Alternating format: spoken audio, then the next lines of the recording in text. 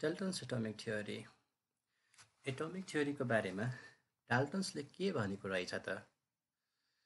डाल्टनले 1808मा आफ्नो थ्योरीमा यस्तो भन्नुभएको थियो, All matter consists of extremely small indivisible particles called atoms. अब एटम्सहरू जति पनि छ नि त्यो सबै स्मलर पार्टिकल्स हो, स्मलेस्ट पार्टिकल्स अफ एलिमेन्ट्स हो, जसलाई हामीले चाहिँ काट्न सक्दैनौँ, फर्दर डिभाइड गर्न सक्दैनौँ। एटम्स नम्बर 2 मा atoms of same elements are all alike. अब एउटा एलिमेन्टको जुन एटमहरू छ नि त्यो सबै एकै नासको हुन्छ, एकै जस्तो हुन्छ सेप साइजमा। नम्बर 3 मा भन्नुभएको छ atoms of different elements are entirely different and have different properties. अब डिफरेन्ट एलिमेन्टको एटमहरू डिफरेन्ट हुन्छ सेप साइजमा, केमिकल प्रपर्टिजमा, फिजिकल प्रपर्टिजमा। सबै कुराहरूमा चाहिँ के हुन्छन् त एटमहरू जुन एलिमेन्टको फरक हुन्छन् त्यो फरक हुन्छन्। एटम्स नम्बर 4 मा एटम्स क्यानट बी डिस्ट्रोइड। अब यसलाई हामी चाहिँ डिस्ट्रोइड पनि गर्न सक्दैनौँ, क्रिएट पनि गर्न सक्दैनौँ, ट्रान्सफर्म पनि गर्न सक्दैनौँ अर्को कुनै एटममा। नम्बर 5 मा के भन्नुभएको छ भन्दाखेरि atoms combine together in simple whole number ratio to give compounds.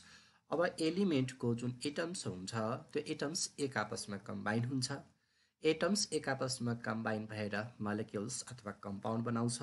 Molecules अथवा जुन कम्पाउन्डको फर्मेसन हुन्छन् त्यो एउटा फिक्स्ड नम्बरमा हुन्छ अथवा सिम्पल मल्टिपल रेसियोमा हुन्छन्।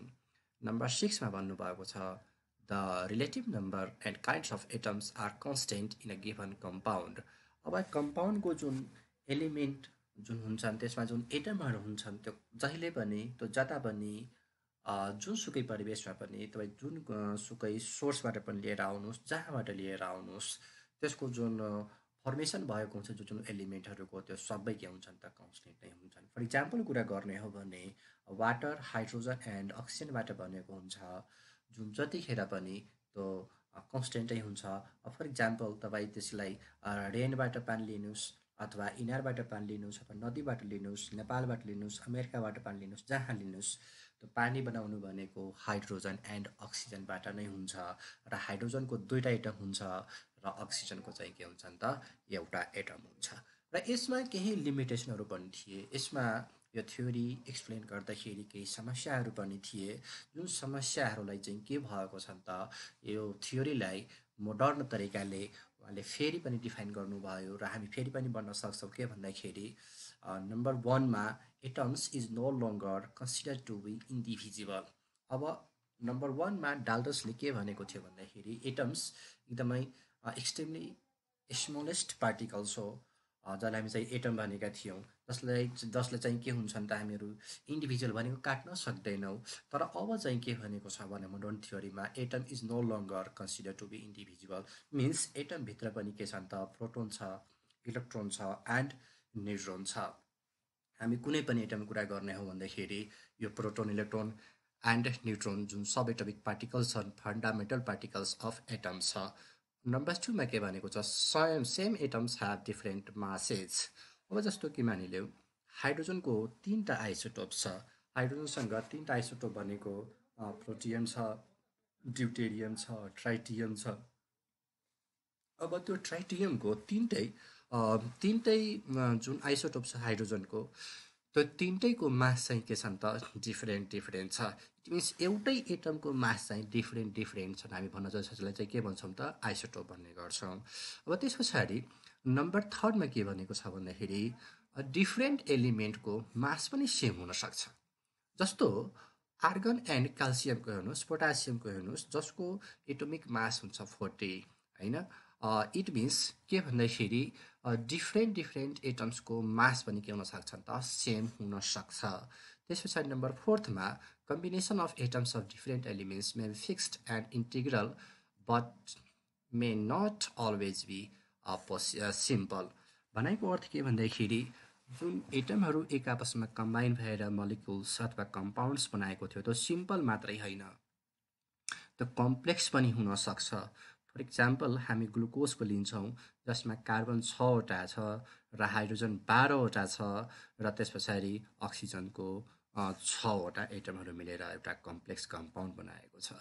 त्यस पछाडि atom is no longer indestructible means के भन्दाखेरि बस जतिखेर भनेको थियो के भन्दाखेरि हामी यसलाई टुक्र्याउन सक्दैनौँ, यो जतिखेर जहाँ पनि एउटै किसिमको रहनेछ। तर अब चाहिँ के भन्छ, यसलाई टुक्र्याएर जस्तो कि रेडियो एक्टिभ एलिमेन्ट्सहरू छन् डिसइन्टिग्रेट भएर एउटै एलिमेन्टबाट अर्को एलिमेन्टको पनि फर्मेसन हुन सक्छ भनेर कुरा यहाँ चाहिँ नम्बर 5मा भनेको छ।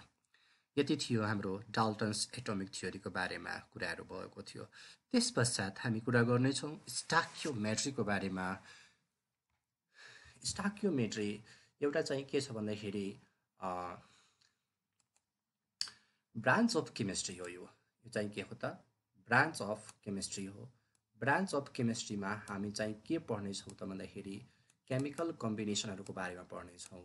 एटमहरू एक आपसमा कसरी कम्बाइन हुन्छ, कम्बाइन हुँदाखेरि के कसरी यसका प्रोसेसहरू हुन्छन्, त्यसमा के कस्ता कुराहरू हुन्छन् भन्दाखेरि एउटा केमिस्ट्रीको ब्रान्च आएको छ र के भन्छ यसले, it is the branch of chemistry that deals with the weight relationship in a chemical reaction and weight relationship that prevails in a chemical compounds. अब केमिकल कम्पाउन्डको फर्मेसन हुँदाखेरि, कम्बिनेसन हुँदाखेरि यसको वेटको कम्बिनेसन कस्तो हुन्छ, कसरी फर्मेसन हुन्छन्, यसको बारेमा केही लजहरू आएको छ।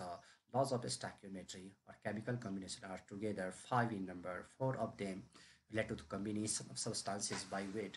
यसमध्ये स्टाक्योमेट्रीमा जम्मा 5वटा रुलहरू छन्, जसमध्येबाट 4वटा चाहिँ के छन् त हाम्रो वेटको रिलेसनसिपको बारेमा एक्सप्लेन गर्नेछ भन्दाखेरि 5थले चाहिँ के गर्नेछन् त ग्यासेसको बारेमा एक्सप्लेन गर्नेछन्। यसका 5वटा यस्तो टाइपको छ, the law of conservation of mass, the law of definite proportion, law of multiple proportion, law of reciprocal proportion, law of gaseous volume. Number 1बाट सुरु गरौँ। नम्बर 1बाट सुरु गर्नेछौँ। नम्बर 1मा के छ भन्दाखेरि the law of conservation of mass. Antoine लेभाइजरले के भनेको थियो यसको बारेमा, the total mass of the reactant consumed is equal to the total mass of product formed in a chemical reaction। मतलब केमिकल रिएक्सन हुँदाखेरि, केमिकल कम्बिनेसन हुँदाखेरि atom अथवा मलिक्युल जुन कम्बाइन हुन्छन्, त्यो तपाईँले कम्बाइन हुँदाखेरि कति राख्नुभयो त, त्यसको मास कति थियो रिएक्टेन्टको बेला, मिन्स रिएक्टेन्ट साइडमा तपाईँले कति मास हाल्नुभयो र त्यसले जुन प्रडक्ट दिन्छ त्यति नै मास नै, जति मास हामीले हालेका थियौँ त्यति नै के दिन्छन् त हामीलाई प्रडक्ट पनि दिन्छन्। अथवा यसको अर्को पनि डेफिनेसन छ के भन्दाखेरि mass is neither gained nor lost during a chemical reaction. Chemical reaction हुँदाखेरि के हुन्छन् भन्दाखेरि हामी जति मास दिन्छौँ त्यति नै मास प्रडक्ट फर्मेसन हुने गर्छन्। यो कतै लोस्ट पनि हुन छैन, कतै डिस्ट्रोइड पनि हुन छैन, हामी कतैबाट फेरि यसमा एड पनि गर्न सक्दैनौँ। यही कुरा भनेको छ के त नम्बर 1मा the law of conservation of मासमा।